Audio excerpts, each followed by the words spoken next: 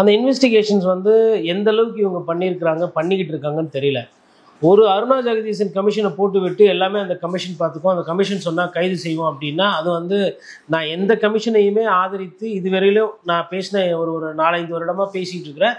அதற்கு முன்னாடியிலுமே பேசிகிட்டு இருக்கேன். அதிலலாம் வந்து இந்த கமிஷன் மாதிரி விஷயங்கள்ல எனக்கு உடன்பாடு கிடையாது. தூத்துக்குடி துப்பாக்கி சூடுக்கு இதே அருணா ஜெகதீசன், தூத்துக்குடி துப்பாக்கி சூடு கமிஷன் ஆகட்டும், இல்லை ஐயா ஓபிஎஸ் பில்டிங் கட்டுற அந்த அமைச்சராக இருந்த பொழுது அங்கே ஒரு போரூரில் முகலிவாக்கத்தில் ஒரு கட்டடம் விழுந்து நிறைய பேர் இறந்தாங்க, அதுவாகட்டும்.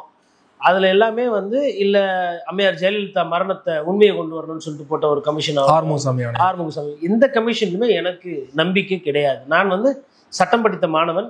சட்டப்படி ஒரு நீதியரசருக்கு இருக்கக்கூடிய அந்த தீர்ப்பு அவர் கொடுக்கறதுல ஒரு தீர்வு கிடைக்கும். ஒன்று தீர்ப்பு வந்து ஒருத்தருக்கு சாதகமாக, அதாவது குற்றம் சாட்டப்பட்டு சாதகமாக இருக்கும், இல்லை நிரபராதி என்று வரும்.